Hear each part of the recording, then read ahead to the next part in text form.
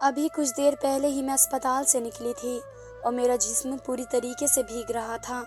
मैंने हाथ बढ़ाकर कुर्सी को थामा और उस पर बैठ गई, लेकिन मेरे पूरे जिस्म पर पसीने आ रहे थे। मेरा सर भी दर्द से फट रहा था। अभी कमरे में जो खबर डॉक्टर ने मुझे सुनाई थी, उसे सुनकर मेरे पैरों तले ज़मीन निकल गई थी। मैं चाहकर भी उस पर यकीन नहीं कर पा रही थी। मैंने डॉक्टर को भी झूठ कहा, लेकिन वह पूरे यकीन से था कि ऐसा ही है। यहाँ तक कि उसने अपनी शक के खातिर उसने मेरी सारी रिपोर्ट्स दोबारा भी कराई थी, लेकिन उसमें अभी कुछ टाइम लगा था। जब तक डॉक्टर ने मुझे बाहर इंतज़ार करने के लिए बोला, लेकिन मैं लगातार दुआ कर रही थी कि जो डॉक्टर का शक है वह गलत साबित हो जाए, वरना बहुत बुरा हो जाएगा। मैं बाहर बैठी लगातार यही दुआ कर रही थी। पहले 1 घंटा गुजरा, फिर दूसरा, फिर तीसरा, फिर 3 घंटे के बाद जाकर कहीं मुझे मेरी रिपोर्ट दिखाई दी गई और डॉक्टर ने मुझे दोबारा अपने कमरे में बुलाया। मैं कांपते हुए वजूद के साथ वहां पर गई। डॉक्टर काफ़ी ज़्यादा परेशान नज़र आ रही थी। मुझे बैठने का बोला और साथ ही पानी का एक गिलास मेरी तरफ बढ़ा दिया, जिसे पकड़ते हुए मेरा दिल बहुत तेज़ी से धड़क रहा था। मुझे लग रहा था कि डॉक्टर अभी बता देगी जो मैंने सच जाहिर किया था वही हकीकत है, और ऐसा ही हुआ। देखिए मिस वारिया, मैंने जो कुछ आपको पहले बताया था वह एक शक की नज़र से बताया था, लेकिन अब यकीन और प्रूफ के साथ बता रही हूँ। इन रिपोर्ट में भी वही कुछ आया है जो मैंने आपको बता दिया है।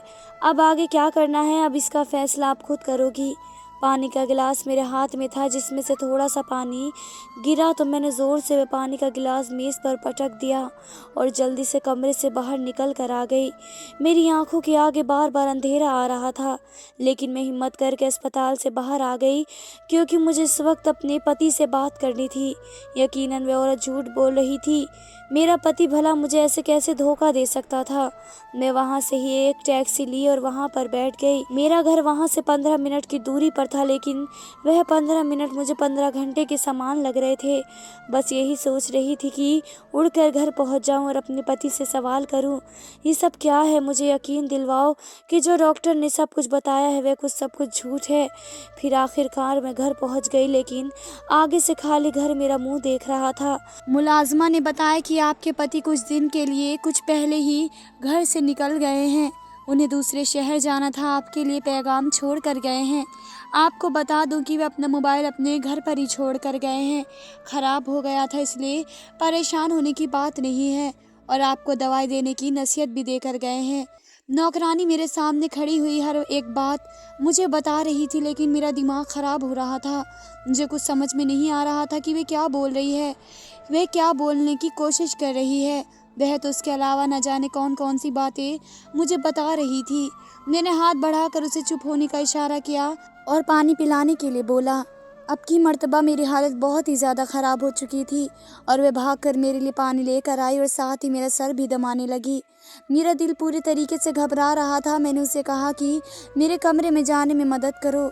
वह किसी डॉक्टर को फ़ोन करने लगी थी, लेकिन मैंने उसे मना कर दिया था, क्योंकि एक मर्तबा फिर से वह डॉक्टर का सामना करना मेरी हिम्मत नहीं थी। नौकरानी ने मुझे कमरे में लेटा दिया और ख़ुद भी वहीं पर बैठ गई। अगर मुझे किसी चीज़ की ज़रूरत हुई तो वह ताकि मुझे फ़ौरन से दे सके। और फिर वह वहाँ पर बैठ गई। मैं बिस्तर पर लेटी और बहुत तेज़ तेज़ से रोने लगी। नौकरानी ने जब ये देखा तो वह उठी, लेकिन मुझसे पूछने लगी कि क्या हुआ। लेकिन मैंने उसे वहाँ से जाने के लिए बोला, क्योंकि मैं फ़िलहाल कुछ देर के लिए अकेला रहना चाहती थी। मैंने सख्ती से कहने पर वह वहाँ से चली गई, जबकि मैं पीछे उस अच्छी सी ज़िंदगी के बारे में सोचने लगी जो अब तक मैं जीती आई थी। मेरी शादी को 5 साल हो गए थे और ये 5 साल बग़ैर औलाद के भी मैं बहुत खुश रहकर गुजार चुकी थी। मुझे कभी अपने लिए कमी महसूस नहीं हुई। हालांकि शादी से पहले घर के हालात बहुत ही अलग से थे। इतने ही हर दिन मेरा इस तरीके से गुजरा था कि मैं मौत की दुआ करती थी। मुझे तो अपने माँ बाप का भी नहीं पता था और मेरे माँ बाप भी मेरी ज़िंदगी का सबसे बड़ा गुनाह बन गए थे।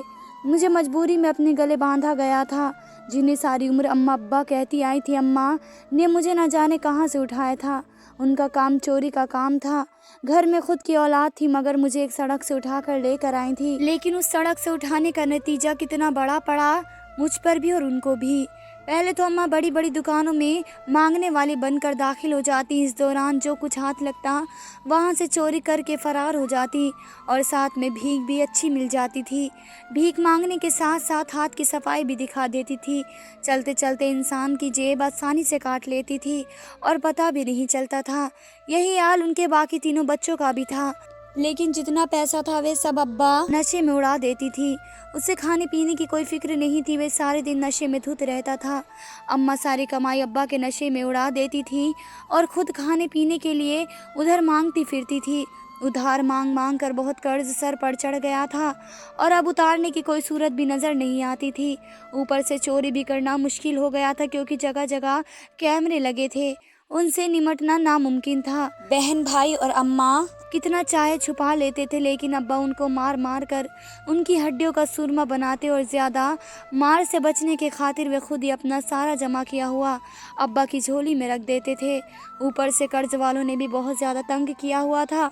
उन्होंने यहाँ तक की धमकी दी थी कि अगर हमारे पैसे वापस नहीं मिले तो तुम्हारी बेटी को उठा कर ले जाएंगे। अब तो ज़रूरी हो गया था कि किसी तरीके से कर्जा चुकाया जाए। यही सोचते हुए अम्मा परेशानी से घर से बाहर निकली। रात का वक्त था। उसी वक्त चलते चलते वे पार्क में आ गई जहाँ पर बच्चे खेल रहे थे। अम्मा के दिमाग में तरकीब आई, क्यों ना किसी बच्चे को उठा लिया जाए और उसे बेचकर सारे मसले से आज़ाद कर दिया जाए। लेकिन इस काम से पहले एक काम ज़रूरी था। वह एक ऐसे ग्रुप को ढूंढना था जो बच्चों को खरीदते हों। अम्मा ने हफ्ता हफ्ता लगाकर बड़ी ही मुद्दतों के बाद फिर एक ऐसे ग्रुप से वास्ता कर लिया जो बच्चों को खरीदते थे, लेकिन उनकी डिमांड लड़की की थी। लड़की के 5 लाख मिलेंगे, अगर लड़का लाए तो उसके 2 लाख मिलेंगे। अब अम्मी पर फ़र्ज हो गया था किसी तरीके से भी उनकी फरमाइश को पूरा किया जाए और एक नाबालिग बच्चे को बुला कर लाया जाए। अम्मी 2-3 दिन घूमती रही, लेकिन उसे कहीं भी ऐसी बच्ची नहीं मिली जिसे वो उठा सकती और अपने फ़ायदे के लिए इस्तेमाल कर लेती। लेकिन वे मायूस नहीं हुई थी। एक बार अम्मा फिर से वहीं पर पार्क के बाहर वहीं पर टहलने लगी, क्योंकि उसने तय कर लिया था कि अब जैसे बच्चे मिले वैसा उठा लेंगी। इसी दौरान अम्मी को मैं दिख गई, जो अभी 1 महीने की भी बच्ची नहीं थी और माँ बाप की तरह मेरे माँ बाप भी मुझे पार्क में लेकर आए थे। अम्मा बताती हैं कि वहाँ पर 2 बच्चे और भी थे, एक लड़का एक लड़की, 3 और 5 साल के थे। वह मैं उसकी छोटी बहन थी, लेकिन अम्मा को किसी पर भी तरस नहीं आया। मेरे अब्बा अपने बच्चों को झूले पर लेकर गया और पीछे मेरी अम्मा के लिए मुझे वहाँ पर लेकर बैठी थी, क्योंकि वह अंधेरे कोने में बैठी थी और वहाँ पर भीड़ भी नहीं थी। तब अम्मी बड़ी ही आराम से मेरी माँ की बच्ची को छीन लिया और वहाँ से भाग गई। जब तक पूरे पार्क में हंगामा मचा। मैं और शैतान औरत, हम दोनों ही पार्क से बहुत दूर आ चुके थे। पीछे पुलिस और ना जाने क्या क्या थे। हंगामे हो गए थे, लेकिन कुछ भी नहीं हो सका। मेरे नसीब में वहीं का रहना लिखा था जिसे मैं अभी तक अम्मा कहकर पुकारती थी, जबकि हकीकत से वह भी वाकिफ़ थी। लेकिन ये भी हकीकत थी कि मैं अपने असली माँ बाप से नहीं मिल सकती थी। वह तो किस्मत ने मुझ पर एक एहसान कर दिया जिसकी बदौलत मैं उस औरत के घर में ही पली बढ़ी थी, वरना ना जाने कहाँ पर धक्के खाए होती और वह मुझसे कमवाते होते। उस रात अम्मी मुझे उस ग्रुप वालों को नहीं बेच सकती थी, क्योंकि शहर में काफ़ी नाकाबंदी लग गई थी। इसलिए बेहतरीन यही लगा कि घर में एक रात बच्ची को रखा जाए। घर पर लाया गया तो सब हैरान थे, लेकिन अम्मा ने सबको झूठी बातें बताकर चुप कर दिया था, जिससे एक डर फैल गया था। लेकिन अम्मा ने सब संभाल लिया था। मैं पूरी रात इस घर में रही थी जहाँ से गालियाँ ही निकलती थी और किसी भी रिश्ते की कोई सीमा नहीं थी। पूरी रात के बाद पूरा दिन मैं वहाँ पर रही थी। अम्मा मुझे डब्बे वाले दूध पिलाती, लेकिन मैं रो रो कर हलकान हो चुकी थी। पता नहीं कैसे वहाँ पर नए लोग आकर रहने लगे थे। उन्हें वह पहले से ही घराना अलग अलग था, लेकिन बच्चे की मुसलसल रोने की आवाज़ सुनकर उन्होंने हमारे घर पर आकर पता किया तो अम्मा ने बताया कि मैं उसकी बहन की बेटी हूँ जो मर गई है, इसलिए अम्मा मुझे अपने साथ लेकर आई हैं। भला वे कैसे दूसरों का बच्चा उठाकर लेकर आएंगी। ये बात तसल्ली वाली थी, लेकिन पहले रहने वाले नए पड़ोसियों को पहले भी ये बात हजम नहीं हुई थी और उन्होंने थाने में इस बात को इजहार किया। ये सुनकर अगले रोज़ पुलिस उनके घर के दरवाजे पर पहुंची, जिसे आम लोग झुग्गी कहकर बुलाते थे। जब पुलिस को वहां पर आते देखा तो अम्मा के दिमाग में पहले से ही सारा प्लान बनाया हुआ था। पुलिस की तफ्तीश करने पर उसने वही कहानी सुनाई जो पड़ोसियों को सुनाई थी कि मेरी बहन मर गई है, उसकी बेटी है। साथ साथ पुलिस यकीन दिलाने के लिए किराए के बंदे को बहन का पति का किरदार बनाकर वहां पर ले आई और साथ ही एक अस्पताल में मेरी पैदाइश भी जाली तौर पर बनवा दी थी। और जब पुलिस को वहां पर कुछ नहीं मिला तो उन्होंने जाना पड़ा, लेकिन शायद उनको अभी भी यकीन नहीं आया था। उन्हें धमकी दी कि मैं कभी भी यहाँ पर आकर बच्ची को देख सकता हूँ। अगर मुझे यहाँ पर बच्ची नज़र ना आए तो इस लम्हे तुम्हें सलाखों के पीछे घसीट लूँगा। अम्मा शायद उस धमकी का कोई असर ना देती, लेकिन अगले ही रोज़ वहाँ पर पुलिस वाला आया। माँ ने शुक्र किया कि अभी बच्ची बेची नहीं थी। उसने मुझे कुछ दिन अपने ठिकाने पर ही रखा और वह पुलिस वाला अगले हफ्ते वहाँ पर मौजूद था। अब तो अम्मा के दिल में डर बैठ गया था कि ये बच्चे को देखने आता रहेगा। ऐसे में मुझे बेचना अक्लमंदी नहीं है। शायद वह पुलिस वाला भी मुझे भूल जाता, लेकिन जिस किराए के मालिक को अम्मा ने मेरा बाप बताया था वह बहुत सारे जुल्म में रह चुका था। ऊपर से उसका पेशा भी ऐसा था कि किराए पर काम करता था। तभी पुलिस को मेरे मुताबिक भी शक हो गया। 2 हफ्ते वह ऐसे ही मुझे देखने नहीं आया तो अम्मा को यकीन हो गया कि अब रास्ता साफ हो चुका है और वह मुझे बेच सकती हैं। लेकिन खुदा की कुदरत, जिस रोज़ वे मुझे बेचने के लिए जा रही थी वह पुलिस वाला उस दिन मुझे फिर देखने के लिए आ गया। अम्मा तो बच गई, लेकिन मुझे भी मेरी किस्मत ने बचा लिया। उसके बाद यहाँ सिलसिला चल निकला। उस पुलिस वाले का जब दिल करता मुझे एक नज़र देखने के लिए आ जाता। शायद ईमानदार था, तभी तो अपने वादे का मान रख रहा था। मैं बड़ी होती गई और वह दिन कभी नहीं आया कि अम्मा मुझे बेच सकती। दूसरी तरफ अब्बा भी पुलिस के बार बार घर आने की वजह से घर छोड़कर चला गया था कि यहाँ पर रहना ही गलत हो गया है। उसके जाने का फ़ायदा ये हुआ कि जो पैसे अम्मा कमा कर लाती थी उसने धीरे धीरे पर सारा कर्जा ख़त्म कर दिया। जहाँ से कूड़े से रोटी उठाकर खाई जाती थी अब उस घर पर खाना बनने लगा था। अब घर के सारे हालात बिल्कुल ठीक होने वाले थे, लेकिन सिवाय मेरी ज़िंदगी मौत से बदतर हो गई थी। हर वक्त अम्मा और भाई बहनों की डांट फटकार से मेरी ज़िंदगी जहन्नुम बन गई थी। अगर मैं किसी बहन भाई से बात भी कर लेती तो वह मुझे मारती थी और धमकी देकर मुझे खुद दूर बैठा देती थी। हाँ, ये बात मेरे नसीब में लिख दी गई थी कि खबरदार, अगर तूने किसी के सामने ज़बान खोली तो तेरे साथ बुरा सलूक होगा, तो फिर मैं तुझे सीधा जान से मार दूंगी। जब पुलिस वाला मुझे मिलता और मुझसे पूछता कि तुम यहाँ पर ठीक हो, हालांकि मैं हर मर्तबा उससे यही कहती कि मैं बिल्कुल ठीक हूँ, खुश हूँ, फिर भी ना जाने उसे यकीन नहीं आता था। अब्बा कुछ टाइम तक घर से बाहर रहा था, लेकिन कब तक बाहर रहता था। आखिरकार उसे पुलिस का डर और खौफ भी ख़त्म करना पड़ा और घर पर वापस आ गया। अब्बा जब घर पर होता तो मैं उनके सामने नहीं जाती थी, वरना जब मुझे अपने सामने देखता तो जो हाथ में आता वह उठाकर मुझे मारने लग जाता था। पहले इस घर में भूखमारी थी और एक मुसीबत तू आ गई है। घर से तू निकलती क्यों नहीं? यहाँ से मर जा, कहीं पर किसी गाड़ी के नीचे आ जा। मैं शांत होकर सब कुछ सुनती रहती थी, लेकिन ये नहीं जानती थी कि मेरा असल घर नहीं है, मेरा घर तो कोई और सा है।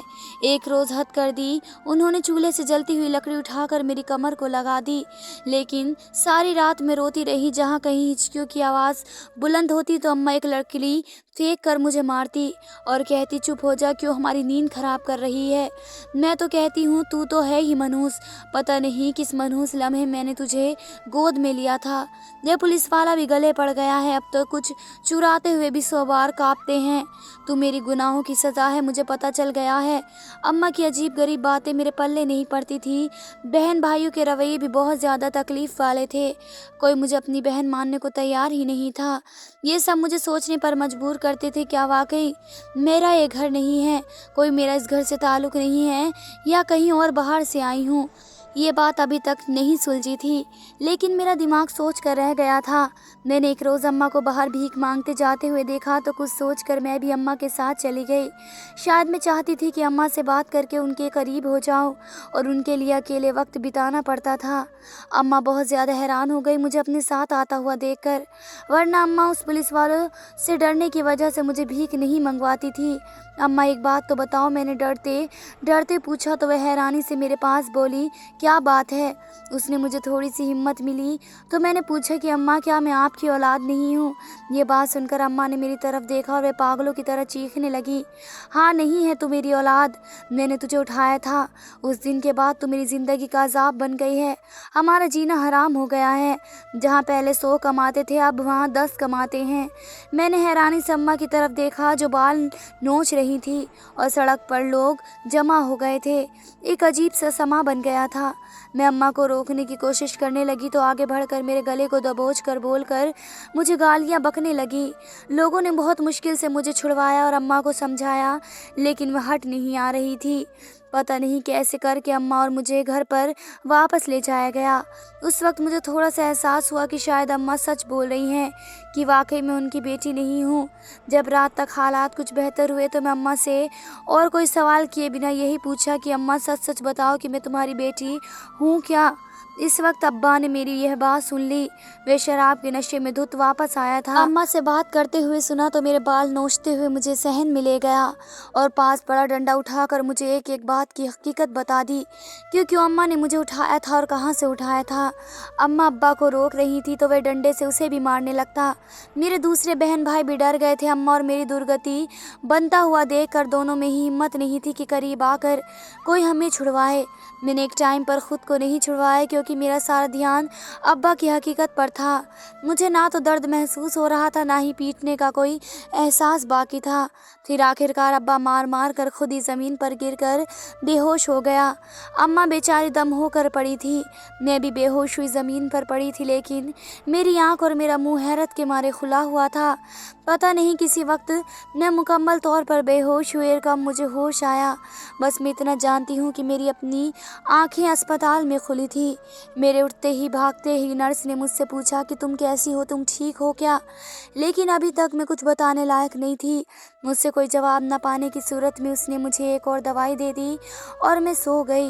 दोबारा जब मेरी आँख खुली तो हालत पहले से बेहतर थी।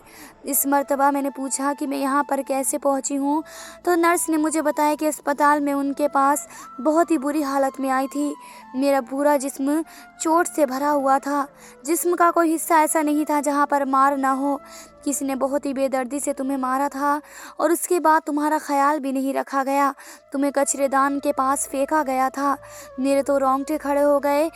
कौन से कचरेदान पर? मेरे ज़ुबान में बहुत मुश्किल से पूछ आई थी किस जगह पर, लेकिन मुझे इस जगह के बारे में पता नहीं था। मैं चुप हो गई थी। अब की मर्तबा नर्स मुझसे पूछ रही थी कि तुम कौन हो और तुम्हारे साथ इतना बड़ा जुर्म कैसे हुआ है। अगर कचरा फेंकने वाली औरत तुम्हें एम्बुलेंस में ना बुलाती तो अब तक जानवर तुम्हें खा ही जाते। तुम 2 हफ्तों से अस्पताल हो, लेकिन तुम्हारी हालत नहीं संभल रही थी। अब जाकर तुमने कुछ होश संभाला है। मैं चुप हो गई और मैंने कुछ जवाब नहीं दिया। नर्स कहने लगी कि पर्चा कटवाओ उनके नाम का।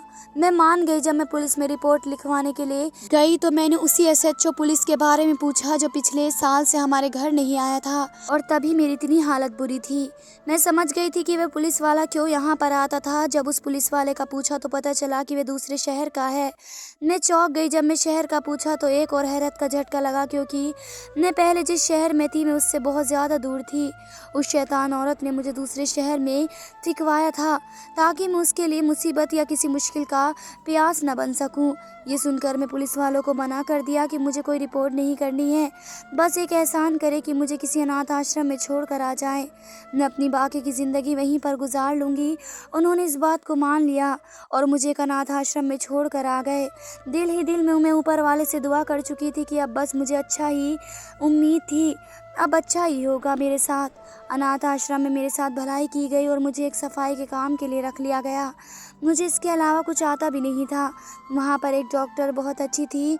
मेरे काम को पसंद करते हुए उसने मुझे एक एहसान किया और मुझे अपनी एक असिस्टेंट बना लिया, जिसमें काम यही था कि जो चीज़ उसे चाहिए मैं उसे वक्त पर दे दूँ। कुछ टाइम के बाद उस औरत का तबादला हो गया और वह वहाँ से कहीं और चली गई, जहाँ पर एक डॉक्टर और आ गया जिसका नाम आमिर था। वह मुझसे बहुत ही ज़्यादा इज्जत से बोलता था, लेकिन मैं दिल ही दिल में उसे पसंद करने लगी थी। उसे रोज़ उस डॉक्टर ने मुझे अपनी पसंद का इजहार अपने मुँह से कर दिया कि चाहे मैं अनपढ़ से ही सही, लेकिन मुझसे वह मोहब्बत करता है और मुझसे शादी करना चाहता है। यह बात मेरे लिए बहुत ही खुशी की थी। मेरे आगे पीछे भी कोई नहीं था। मैंने झट से हाँ कर दी कि मेरी शादी के लिए तैयार हूँ। वह डॉक्टर भी अकेला था, उसके रिश्तेदार भी नहीं थे। तो हमने इतवार वाले दिन घर में ही आमिर से कुछ दोस्तों की उपस्थिति में शादी कर ली और मैं अनाथ आश्रम से उठकर एक बहुत ही अच्छे घर में आ गई, जहाँ मुझे पैसे की कोई कमी नहीं थी। आगे पीछे मेरे नौकरानियाँ थी। मैं जो फरमाइश करती थी वे झट से पूरी हो जाती थी। अब मैं सोचती थी कि पहले जो ज़िंदगी में गुजार रही थी वह सिर्फ एक ख्वाब था। असल ज़िंदगी तो अब शुरू हुई है, जिसमें मुझे किसी चीज़ की ख्वाहिश करते हुए ही वह सामने आ जाती है। आमिर ने मेरा बहुत ज़्यादा ख्याल रखा और मुझे बहुत ज़्यादा मोहब्बत की। हमारी शादी को 3 साल हो गए थे जब एक रोज़ आमिर ने मुझे बताया कि वह बांझ और हमारी औलाद नहीं हो सकती। इस बात से मुझे बहुत सदमा हुआ। मैंने सोचा कि सारी परेशानी ख़त्म हो चुकी है, लेकिन ऐसा कुछ नहीं था। जब औलाद ना होने की वजह से सारी उम्र मेरे साथ होने वाली थी, मैंने सब्र कर लिया। लेकिन मेरे दिल में जो कुछ भी था मैं उसे चाह कर भी अपने पति को नहीं बता सकती थी। इसी तरीके से 2 साल गुजर गए। मेरे दिल में ममता जाग उठी थी कि मेरी भी औलाद होनी चाहिए। इससे पहले कि मैं अपनी चाहत का जिक्र आमिर से करती, उन्होंने मुझे खुशखबरी सुनाई और कहा कि अब हमारी औलाद होगी। तो वह जोश से बोला कि एक दवाई बनाई है मैंने, उस दवाई से ज़रूर हमारी औलाद हो जाएगी। ये बात सुनकर मुझे यकीन हो गया कि ऊपर वाले ने दुआ कबूल कर ली है। उसके बाद उसने मुझे एक इंजेक्शन लगा दिया। वह रोज़ मुझे एक इंजेक्शन लगाता। कुछ हफ्ते के बाद वह मुझे रोज़ इंजेक्शन लगाने लगे। मुझे अपना दिल बहुत भारी सा लगता महसूस होता, दिल घबराता, लेकिन मैं खुश थी क्योंकि मैं माँ बनने वाली थी। बस कुछ महीनों का इंतज़ार था, उसके बाद मेरी अपनी औलाद होगी और वह औलाद जिसके लिए मैंने सारी उम्र ख्वाहिश की थी। मैं हर वक्त अपने बच्चों के बारे में सोचती थी कि उसे किसी चीज़ की कोई कमी नहीं होने दूंगी। जैसे मेरे शैतानी माँ बाप ने मुझे महरूम रखा, मैं अपनी औलाद के साथ ऐसा कुछ भी नहीं करूँगी। अपनी औलाद से बहुत ज़्यादा मोहब्बत करूँगी। उसके बाद मुझे आमिर मुझ पर बहुत ज़्यादा ध्यान देते थे। टाइम पर कॉल करके मेरी हालत के बारे में पूछते थे और कहते थे कि दर्द तो नहीं हो रहा, दिल तो नहीं घबरा रहा। 2 बातें थी, एक तो वह मेरा ख्याल रख रहे थे क्योंकि वह दवा पहली बार उन्होंने मुझ पर इस्तेमाल की थी और तजुर्बा ले रहे थे कि बाकी औरतों के लिए ठीक हो सकती है या नहीं। उस वक्त मैं मदरसे से वापस आ रही थी कि अचानक मुझे चक्कर आ गया और मैं एक अस्पताल में चली गई, जहां डॉक्टर ने बताया कि आप पेट से नहीं हो। वहां मैं उनकी बात से इनकार कर दिया कि आप ये कैसे कह सकते हो, जबकि आप मेरा बढ़ा हुआ पेट देख सकते हो।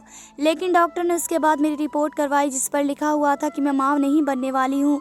मैं घर पर वापस आई तो आमिर घर पर नहीं थे। मैं दोबारा किसी डॉक्टर के पास गई, उसने भी यही बताया। साथ ही ये कहा कि आपको पेट भरने के इंजेक्शन लगाए जा रहे हैं और आजकल ये फ्रॉड ज़्यादा किया जा रहा है, किसी को भी इस तरीके से धोखा दिया जा सकता है। दोबारा मेरी रिपोर्ट करवाई गई तो उसमें भी यही बात लिखी हुई थी कि मुझे इंजेक्शन लगाए जा रहे हैं। मैं घर पर वापस आ गई। जब 2 से 3 दिन के बाद आमिर घर पर लौटे तो मैंने उनका गिरबान पकड़ा और पूछा कि मेरे साथ धोखा क्यों किया। मुझे औलाद के लिए ज़िद नहीं लग रही थी, फिर क्यों मुझे ऐसे धोखे में रखा। मेरी बात सुनकर वे चुप से हो गए क्योंकि उन्हें यकीन नहीं आ रहा था कि मैं उनके झूठ को पकड़ चुकी हूँ। ये बात जानकर वे मेरे पैरों में बैठकर बहुत ज़्यादा रोने लगे कि मुझे माफ़ कर दो, मैं तुमसे वाकई मोहब्बत करता हूँ, लेकिन मैं नहीं चाहता था कि औलाद की कमी की वजह से तुम मुझे छोड़कर चली जाओ, इसलिए ड्रामा किया है। इस तरह तुम्हें लगेगा कि दवाई ने असर दिखाया है और यह हमारी औलाद है। वक्त के मुताबिक मैं तुम्हें अस्पताल ले जाऊंगा और वहाँ मैं पहले ही यतीम बच्चे का इंतज़ाम कर चुका था और इसी तरीके से उससे बच्चों को मैं तुम्हारी औलाद बनाकर घर पर वापस आ जाऊंगा। ये बात सुनकर मैंने अपने पति को माफ़ कर दिया और रोने लगी। धन्यवाद दोस्तों।